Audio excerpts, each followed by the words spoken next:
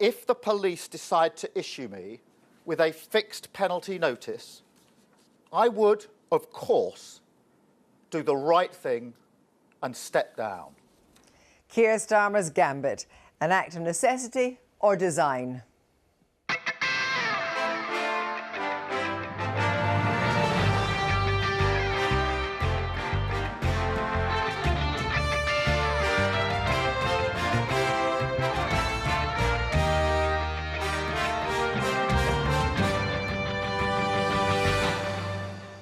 Tonight, we'll be asking Shadow Cabinet member Baroness Angela Smith whether her boss's move is about principle or playing politics, and gaming what happens next with a former Labour strategist and a former Boris Johnson spin doctor. Also tonight. Today, for the first time, this ceremony is being watched, not only by those who are present in this chamber, but by many millions of my subjects. The monarch will not deliver the Queen's speech tomorrow. The heir to the throne will take Her Majesty's place instead. We'll be discussing whether this marks the beginning of a de facto regency. We're in Northern Ireland, where everything's changed, but it looks like nothing has changed. And on Victory Day, when Putin praises the Russian forces fighting for the motherland, we speak to a woman whose wounded husband is part of the Azov regiment holed up in the steelworks of Mariupol. How long does she think they can hold out? I think that we have a few days, actually. Good evening. Sir Keir Starmer has made a very big gamble which could be career-ending, and it's a move that could also make political history. He insists that he's done nothing wrong. The so-called Beergate was merely a working meal. But if he's issued with a fine by Durham police for breaking the coronavirus lockdown rules, he'll now have no choice but to resign. So the leader of the opposition's future is in the hands of a senior police officer in County Durham. The other gamble, presumably, is that he'd be sacrificing himself in order to shame Boris Johnson, who's already been issued with a fine. But there's no indication, so far at least, that the Prime Minister would suddenly feel the need to fall on his sword. Here's our political editor, Nick Watt. An unshowy politician, a lifelong public servant who's always left gambling to others. And then today, Sir Keir Starmer potentially threw away his political career. If the police decide to issue me with a fixed penalty notice, I would, of course, do the right thing and step down. The man who would be Prime Minister has now given police the power to decide whether he can even attempt to be Prime Minister. This is a huge personal gamble and a raising of the stakes for police, who now hold in their hands the fate of a man who insists he broke no rules, but right to draw a line. This matters. It matters because the British public deserve politicians who think the rules apply to them. They deserve politicians who hold themselves to the highest standards. And they deserve politicians who put the country first rather than themselves. They will always, always get that from me. A turn of events which Keir Starmer never contemplated as he nursed a beer with colleagues inside in Durham last year. Indoor gatherings were banned at the time, but Labour denied any breach of COVID rules on the grounds that it was a work gathering after a day of campaigning. Sir Keir Starmer decided to place his future in the hands of Durham Constabulary at around tea time on Friday, a few hours after police announced their investigation. "This is what I'm going to say," he told aides of today's statement. He then left it for the weekend to consult shadow cabinet colleagues. "This is authentic Keir," one ally said, of a leader who believes he's upholding standards he expects of others. Does the Prime Minister really expect the country to believe that while people were banned from seeing their loved ones at Christmas last year, it was fine for him and his friends to throw a boozy party in Downing Street? We now have the shameful spectacle of a Prime Minister of the United Kingdom being subject to a police investigation. In this country, we respect others. We put the greater good above narrow self-interest, and we understand that the rules apply to all of us. The Tories believe the Labour leader is a victim of his own rhetoric. You couldn't make it up. He spent months in the most sort of painful manner, being so sanctimonious, so self-righteous, coming over like some Obadiah Slope, ghastly preacher from Anthony Trollope. And now it turns out he's being criminally investigated. He said that when the Chancellor of the Exchequer and the Prime Minister were being investigated, they should immediately resign if they had a shred of decency or integrity about them. He's now being investigated, and apparently he's different. Labour says its leader has acted with integrity. Today, I thought what was really striking was just how honest, how honourable, how straightforward, how decent he was being, how he was saying, I'm not like the other guy, this is who I am. And if they say that I have broken the rules and they give me a fine, I will resign. It's very strong, very brave and very honourable. Mr. Starmer, is this gamble going to pay off? A man of caution rolling the dice and moving on into a future to be decided by others. And Nick's here with us now. Nick, what more? Well, Kirsty, as you saw in my film, Conservative MPs are not impressed by this statement by Sir Keir Starmer. And tonight, Andrew Bridgen, who's a Conservative long-term critic of Boris Johnson, he's saying that the Labour leader has very cleverly ensured that he will absolutely not have to resign. And Andrew Bridgen points out that Durham police only ever issue a warning after a first offence. And Keir Starmer said, of course, he would only resign if he is actually fined.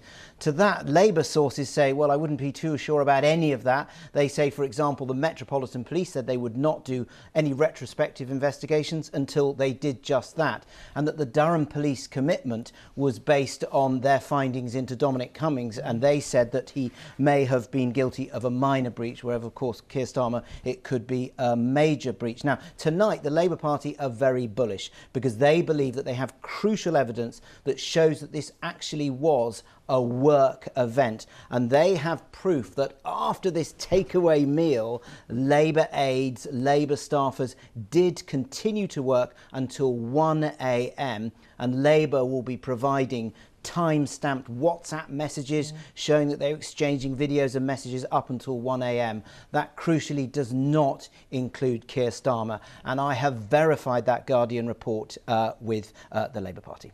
Thank you very much indeed, Nick. Well, joining me now is the shadow leader of the House of Lords, Baroness Andrew Smith. Thank you very much for joining us. Keir Starmer was informed by Durham Police that they were launching an investigation on Friday. Informed on Friday. Why didn't he just resign? Why didn't he just announce this straight away? Well, first of all, I think he heard about it in the press on Friday. Yes. But I think he made a decision. But he just wanted to consult people, and I think we can be a little bit too cynical about this. I think this goes right to the heart of who Keir is. If you watched him making that statement today, he was very confident, he was very comfortable. That's what he wanted to do. No, it's more than a lawyer. He's a politician as well, and he's a man of integrity. And I think the two things that struck him today was, one, his own integrity about being linked in with the kind of shenanigans we've seen at Downing Street, which is a completely different scale altogether. And also, as he said when he made his statement, what he would not want to do was people to understand that all politicians are the same. There's a real feeling out there. It's not just about Partygate. It goes wider than that into even known Patterson stuff, that the politicians are making the rules, don't want to abide by them. But he was told on Friday, he didn't announce it straight away. You say he wanted to consult. Did he consult Shadow Cabinet? Did he consult you? Yes, no, I've been in contact with Keir.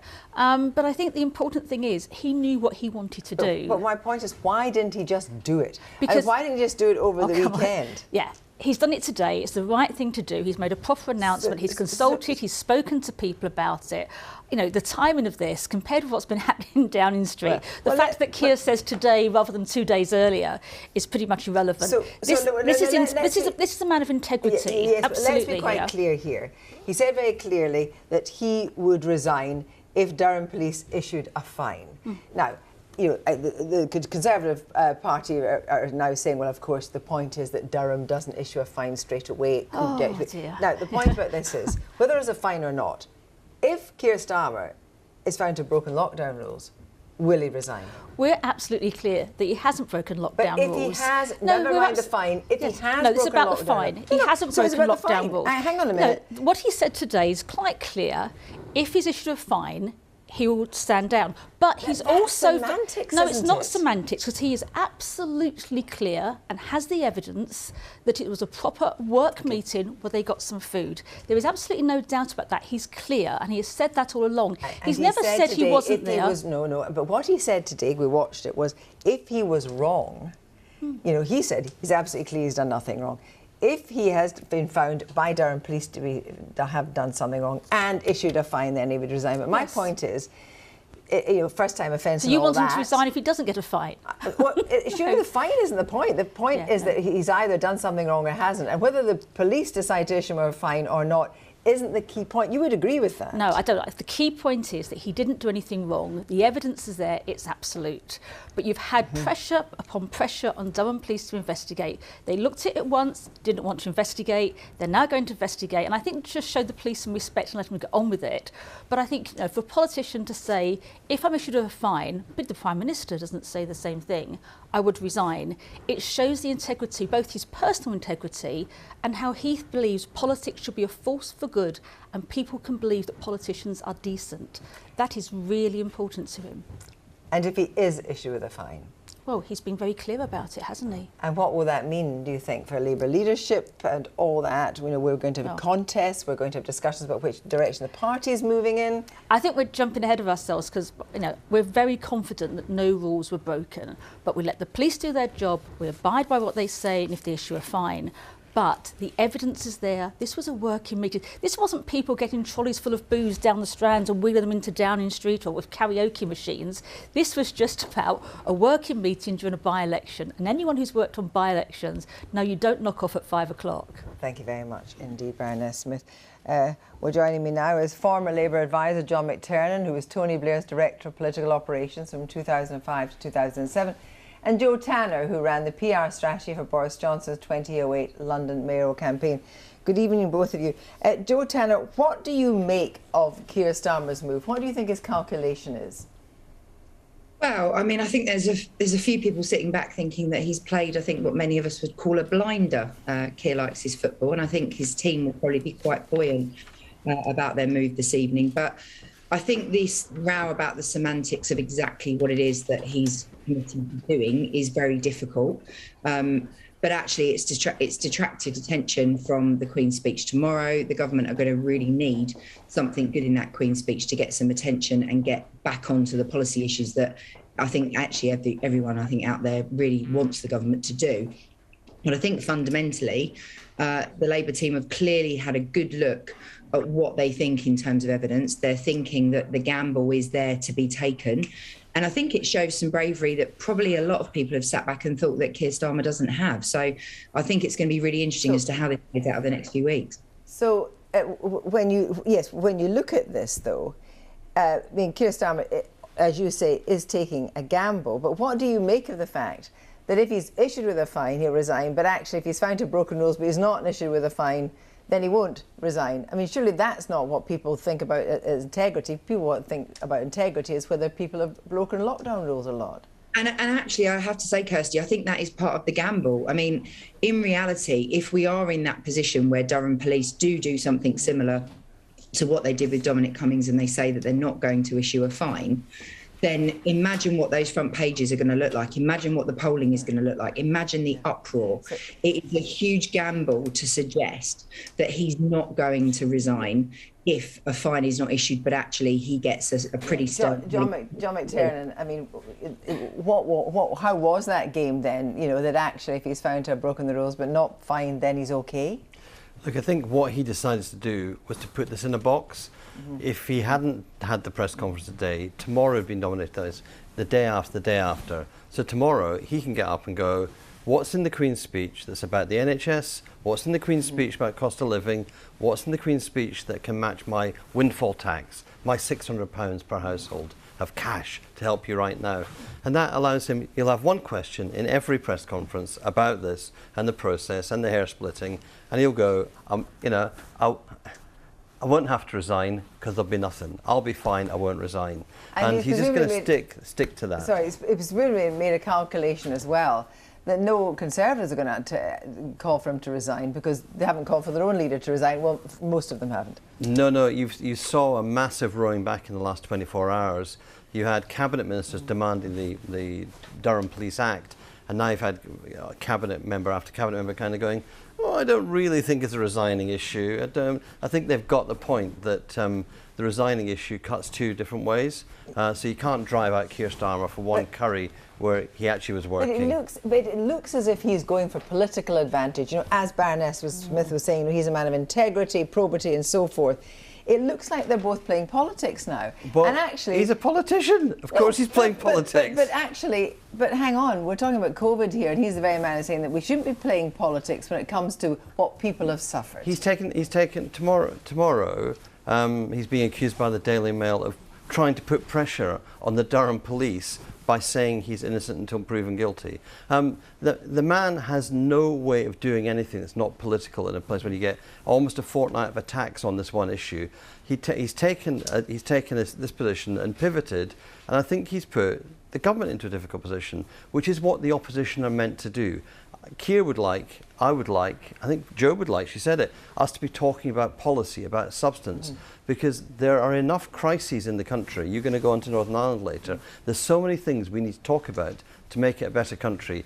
This thing is now in the hands of the police. They've looked at it once, they've cleared him, they'll look at it again, they're going to clear him again. Jo Tanner, if you were advising Boris Johnson how to handle this, what would you tell him? Gosh, that's a good question.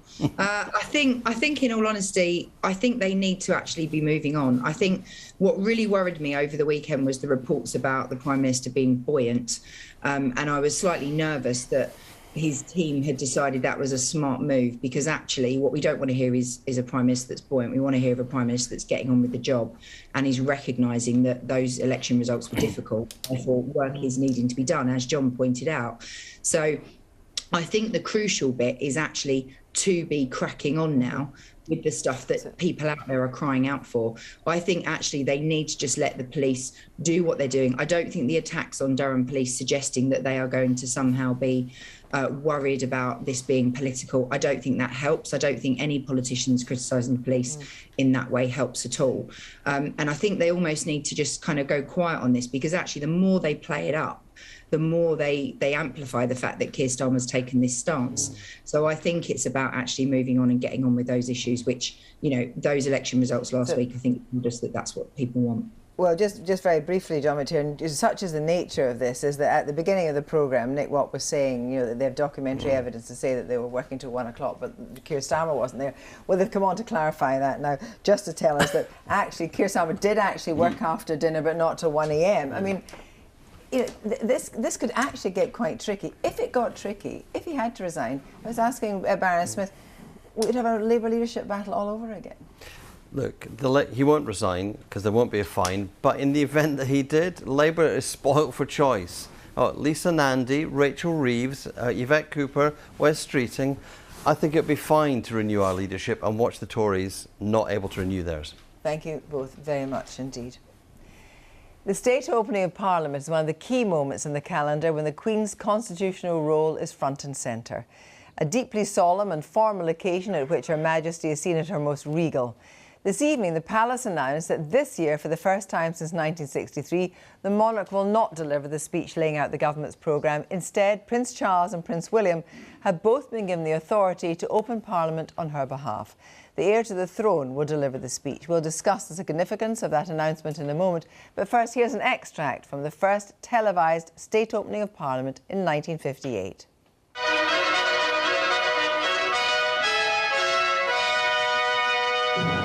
The attention of all is gripped as Her Majesty mounts the dais to the throne.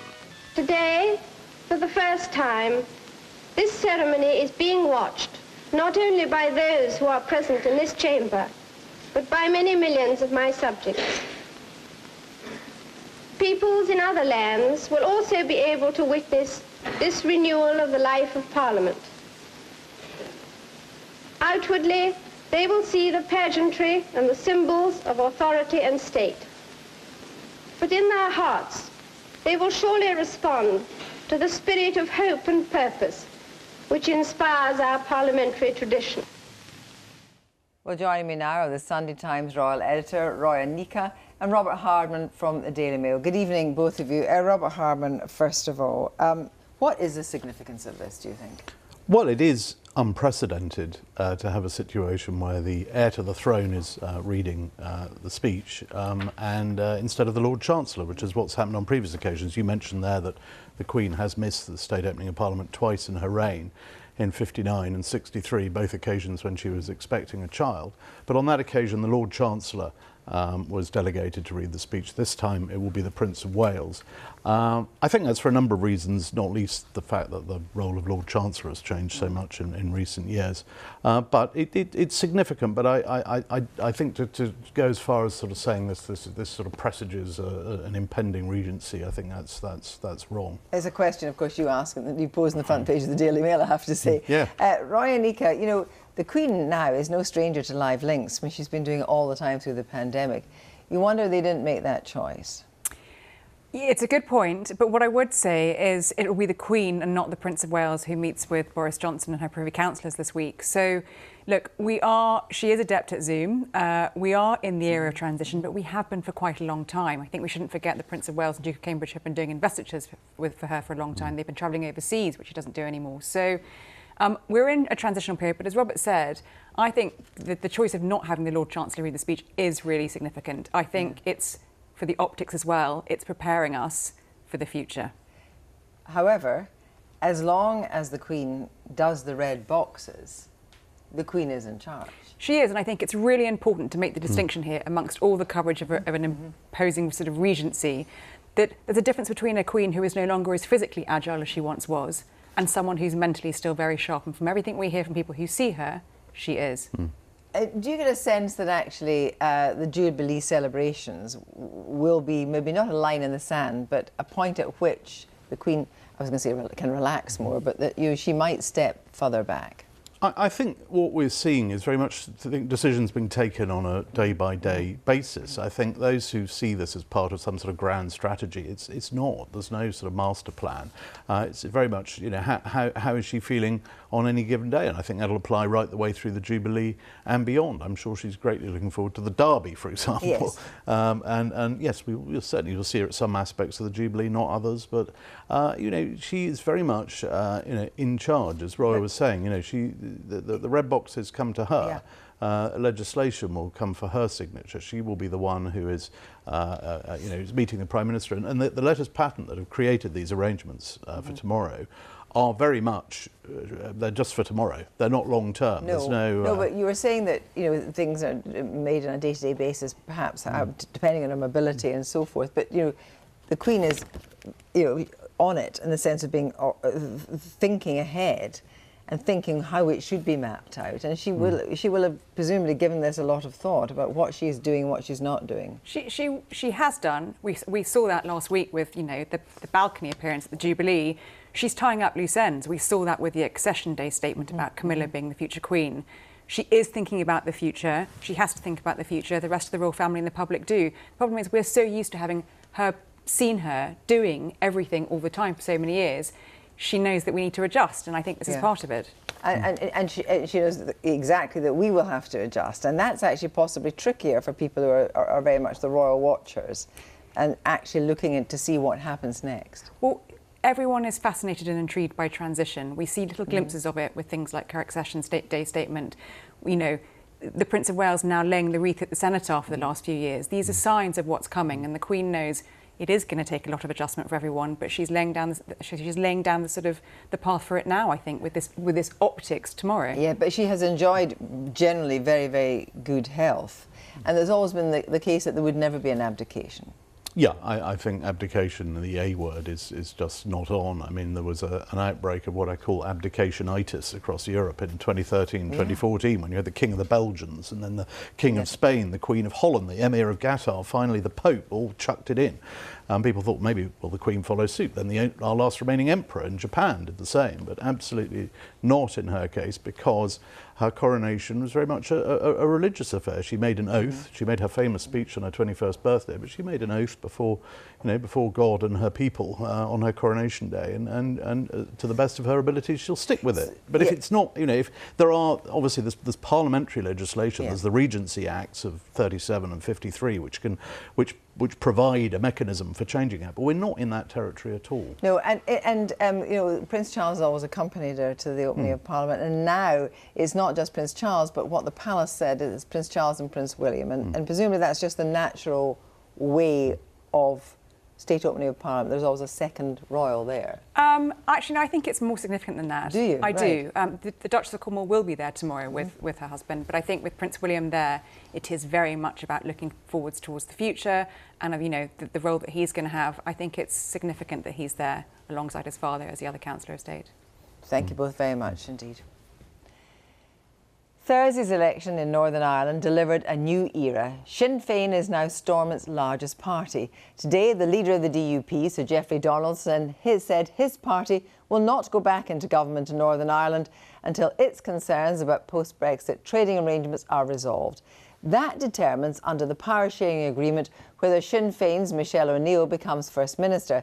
But his blocking move does not alter the fact that there is a new dynamic on the island of Ireland, one that could now lead to a cross-border poll. Today, the Northern Ireland Secretary, Brandon Lewis, held talks with the main political players and urged the party leaders to respect the outcome of the election and re-establish Stormont as soon as possible. Our UK editor, Sima Kotecho, reports from Belfast. Its history is steeped in division, while its present legacy looks uncertain. The Northern Ireland Assembly election results could lead to months of paralysis, not something the devolved government here is unfamiliar with. Here's why. Republican Party Sinn Féin has promised a bright future for all of us after becoming the largest party here for the first time. Its ultimate goal is to have a united Ireland. But the Democratic Unionist Party says it will boycott a power-sharing executive until there's been decisive action by Westminster on scrapping the protocol, the post-Brexit deal which means checks on imports arriving here from Great Britain. And without an agreement between them, there is once again deadlock, something that has already exerted a terrible toll on daily life here. At Café Carberry, they tell us another stalemate is a headache. I think people are less concerned with the protocol and are more concerned with their electricity bills, their gas bills, their insurance, all of their day-to-day costs, university costs for their kids. All of those things are far more important to the average person.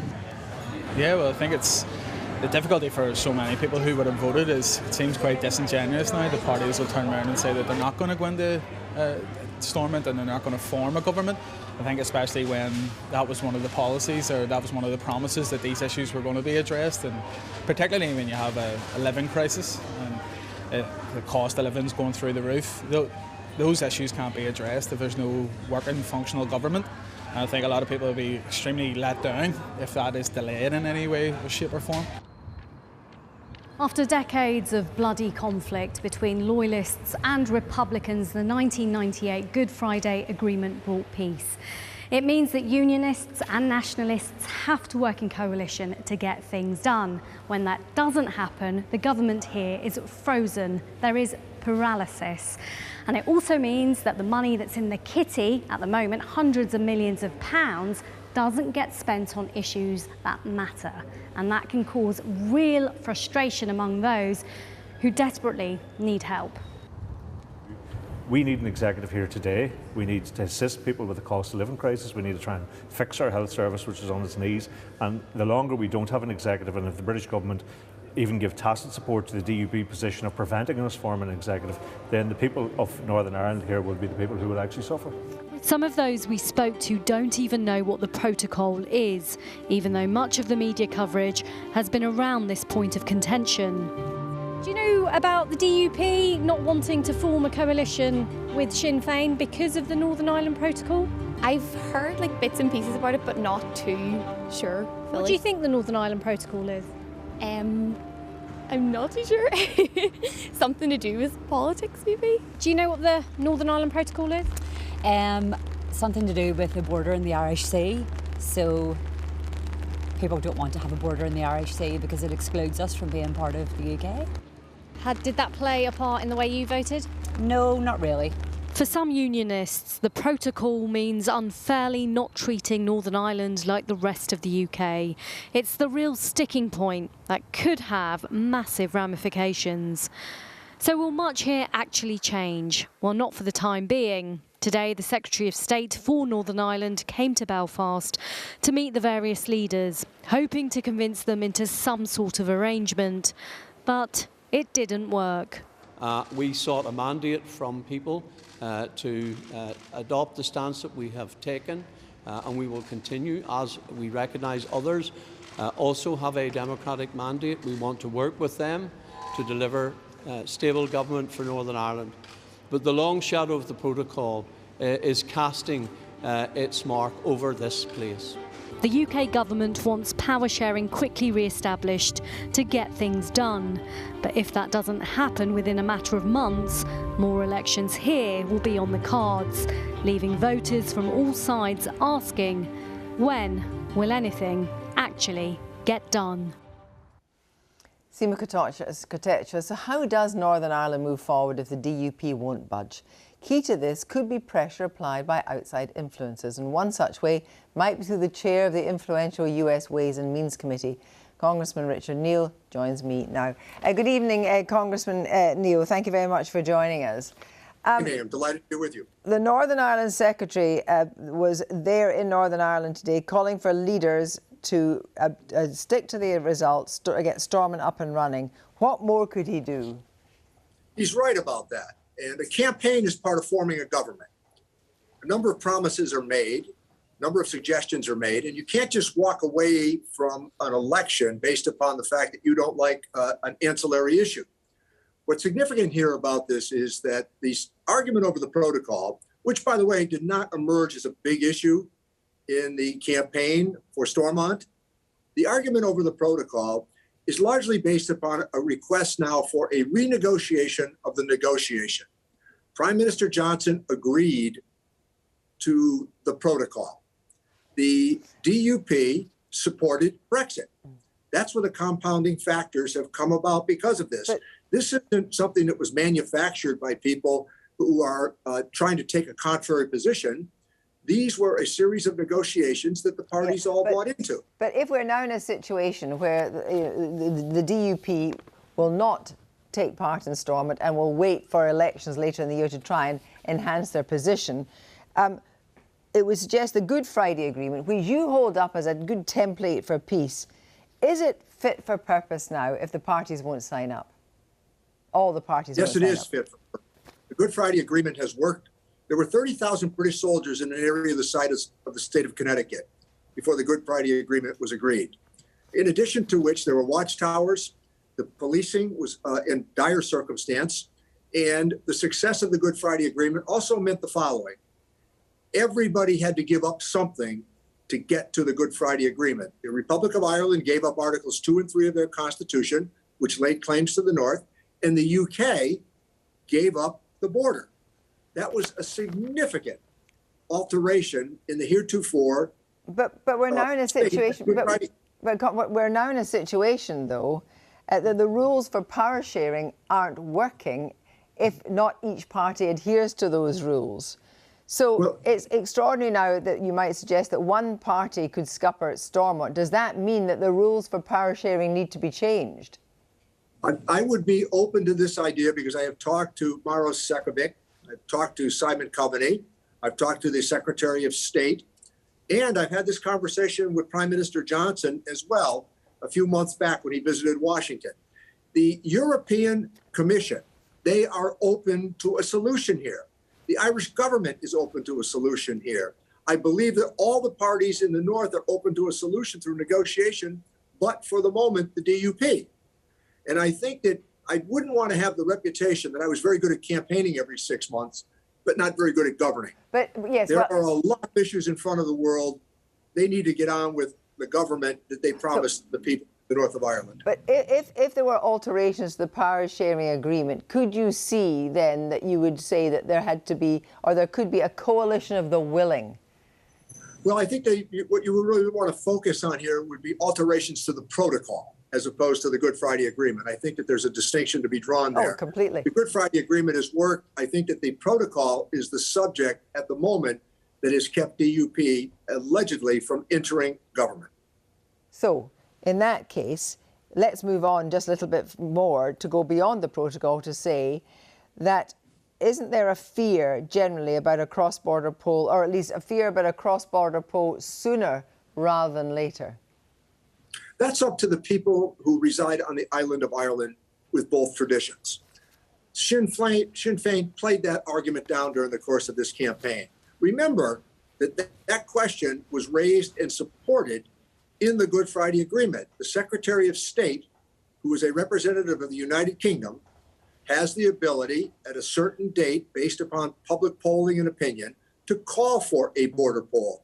I don't know anybody who said that that was an issue that was just around the corner. Instead, it becomes an excuse for not going into government. Richard Neal, thank you very much for joining us. Thank you. It's delightful. At Russia's Victory Day parade in Moscow, there was no fly-past, few signs of the pro-war Z symbol, and when Vladimir Putin spoke, he lauded the Russian troops in eastern Ukraine for defending the motherland. But there could be no fanfare announcing the fall of Mariupol because although 90% of the city has been destroyed, up to 2,000 Ukrainian soldiers from the Azov regiment are still holding out in the steelworks that sprawl over 4 square miles. The Azov-style steelworks are under attack, and the conditions inside said to be desperate, with a growing number of wounded and dead. Well, early this evening, I spoke to Yulia Fedosyuk, who's now outside the country. Her husband, Arseny, is one of the soldiers inside the steelworks, and began by asking her what her husband has told her about the situation inside the plant. My husband, Arseny, wrote me 2 days ago, and he told me that the situation on Azovstal is terrible.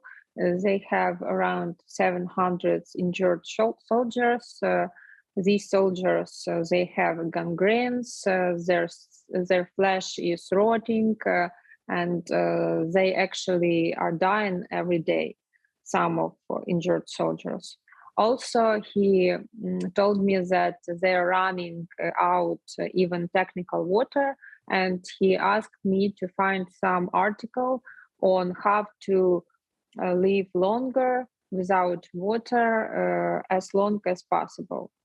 But when you talk about so many injured and not being able to be treated and people dying, where are they putting the dead in the plant? They were in refrigerators, but they are not working right now because there is no electricity there. So that's why the bodies are destroying actually every day. Has your husband been injured? Yes, he was injured. A fragment of shell hit him in the leg, and they couldn't pull it out because there is no medical condition for that. That's why he drank antibiotics, and this fragment took roots in his flesh. Now he is okay, and he continued to fight, and actually he is doing his job. It's a difficult question, but what do you think the chances of them all getting out alive now are? Actually, for me, the chance is still high because actually Azov soldiers, they're ready to sign like a contract and to not to be a part of this war till the end and to be in another, in third country till this war will end. So that goes for the whole of the regiment. They would sign a document to say that they would no longer fight, but they would sit the war out in a third country. Has that been agreed with President Zelensky? Yes, President Zelensky knows about that, and our soldiers are ready to sign it. So, and we have many citation in history when such contracts were signed. So the only reason why it is not possible now, because Russia Federation doesn't want to make it. Of course, you know that Putin's justification for coming into Ukraine was partly because he said that there were neo-Nazis running the country. He was actually talking about the Azov Brigade, now the Azov Regiment. Are there still neo-Nazis in the regiment? No, it is a part of a big Russian propaganda machine. They are actually official, regular part of Ukrainian army. It is a multi-nation regiment. Many nations were in Azov. You say that your husband was trying to find out about a sort of substitute for water because there is no water. If there is no water, how long can they carry on inside the plant? I think that we have a few days, actually. Just a few days? Yes. If you could give a message to your husband right now, what would you say? I would say that I love him and I'm proud of him.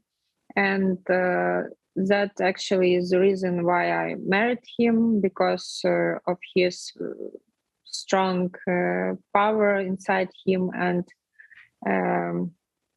for me, it is very important that he was always ready to protect, to defend true democratic values. And that's why I love him so much. Yulia Feresyuk, thank you very much for joining us.